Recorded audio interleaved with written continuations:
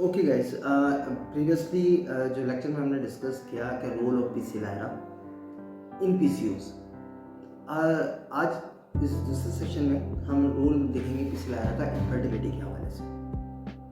Infertility के patients जहाँ पे आते हैं, एक दो चीज़ें आप क्लियर कर लें। इनफर्टाइल पेशेंट वो कहलाते हैं जो कि ट्राई कर रहे हों 1 साल से, या अगर हम पाकिस्तानी लैंग्वेज के अंदर यूज़ करते हैं जो हमारा कल्चर है उसके मुताबिक शादी के 1 साल के बाद तक अगर कंसेप्शन नहीं होता, प्रेगनेंसी कंसीव नहीं होती, तो फिर ऐसे पेशेंट को इनफर्टाइल कहा जाता है। या फिर अगर इसकी डेफिनेशन देखें तो हम ये कह सकते हैं कि अगर हमें 1 साल हो गया ट्राई करते थे कंसेप्शन के लिए और कंसीव नहीं हो रहा, तो फिर ऐसे पेशेंट को हम इनफर्टाइल पेशेंट कहते हैं। इनफर्टाइल पेशेंट्स के अंदर 80 to 90% जो प्रॉब्लम होता है वो ज़्यादातर पीसीओएस का होता है पाकिस्तान में। जो अगर पीसीओएस को हम कवर कर रहे होते हैं तो अगर हम उसका पीसीओएस क्लियर कर दें तो वो पेशेंट इजीली कंसीव कर लेता है। लेकिन यहाँ पे अदर फैक्टर्स भी इन्वॉल्व होते हैं जिसकी वजह से पेशेंट कंसीव नहीं कर रहा होता, लाइक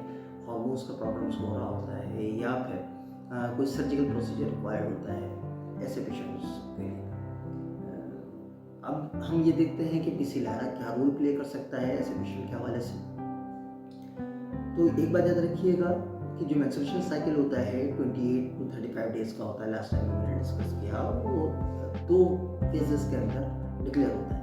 एक फॉलिकुलर फेज क्योंकि वो मोर और लेस डे 1 से डे 14 तक होता है, और दूसरा ल्यूटियल फेज जो कि डे 14 से 28 तक होता है। फॉलिकुलर फेज के अंदर ज़्यादातर ओवा डेवलप होता है ओवरी के अंदर, उसके बाद एम्ब्रियो फॉर्म होता है।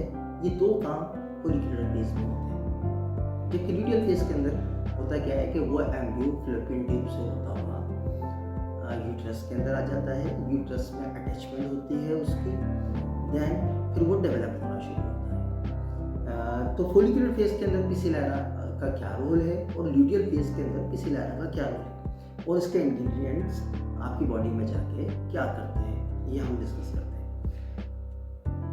फॉलिकुलर फेज के अंदर चूंकि इसके अंदर एलार्जिनिन 500 मिलीग्राम मौजूद है, और फॉलिकुलर फेज के अंदर हमें FSH follicular stimulatory hormones rich quantity में रिक्वायर्ड होता है, जो कि फॉलिकल यानी कि ओवा डेवलप करने में हेल्पफुल होता है।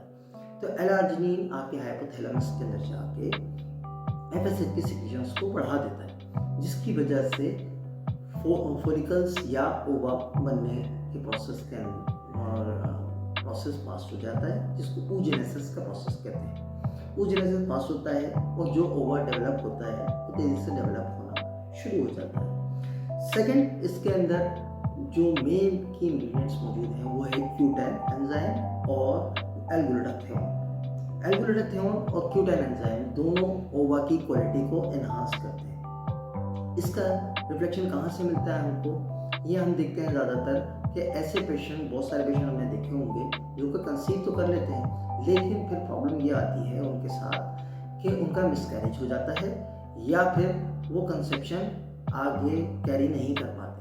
तो इसका मतलब ये होता है कि ओवा की क्वालिटी इतनी अच्छी नहीं थी और एम्ब्रियो डेवलप तो हो गया, लेकिन आगे जाके कंसेप्शन कैरी नहीं हो सका। तो चूंकि इसके अंदर ग्लूटाथियोन और क्यूटैन मौजूद है, जिसकी वजह से ये ओवा की क्वालिटी बहुत ज़्यादा इनहांस करता है।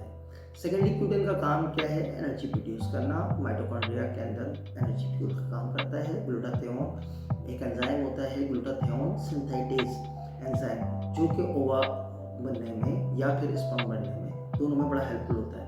तो जब हम ग्लूटाथियोन ऊपर से देते हैं, इसमें 250 मिलीग्राम ग्लूटाथियोन है और 10 मिलीग्राम क्यूटैन एंजाइम है, जो कि ओवा की क्वालिटी को बेहतर तौर पे बनाने में मदद देता है।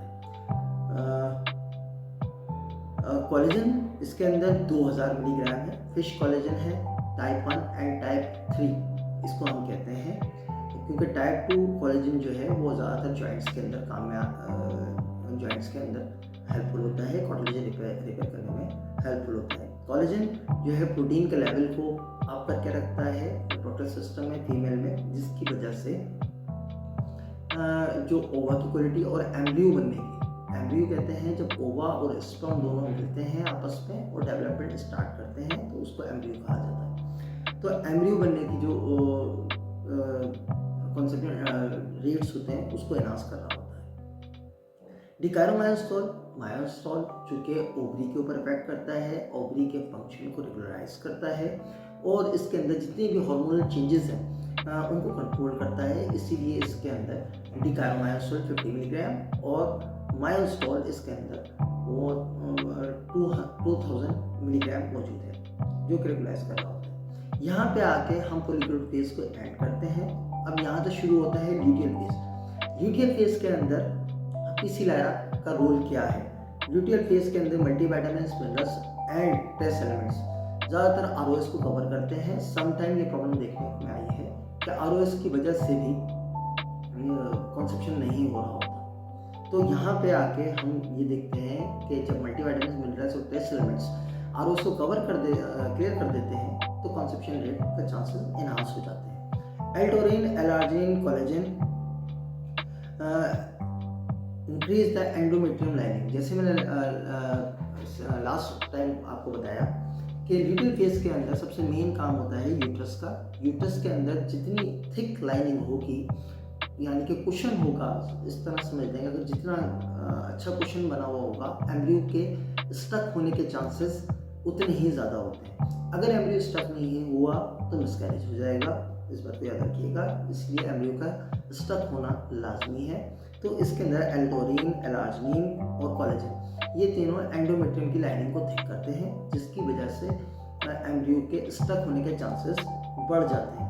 Zinc, folic acid, vitamin D increase the level of the oestrogen and progesterone.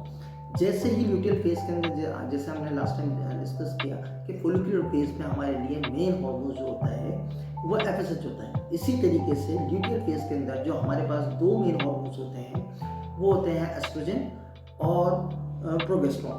Zinc और फोलिक एसिड और विटामिन D3 जो कि पीसीलारा में मौजूद है, ये इन्हांस करता है प्रोजेस्टेरोन के लेवल को और एस्ट्रोजन के लेवल को, जो कि आपकी कॉन्सेप्शन के अंदर बहुत ज़्यादा हेल्पफुल होता है। ये तमाम चीज़ें मिलके ट्राई करते हैं कॉन्सेप्शन रेट को बढ़ाने की। इसके हमने कोशिश कर रहे हैं कि इसके ट्रायल्स हम स्टार्ट करवाएं। आप कॉन्फिडेंटली अपने डॉक्टर्स को इसको यूटिलाइज कराएं और जितना भी आपके जो फीडबैक है वो हमारे साथ शेयर करें। Thank you very much.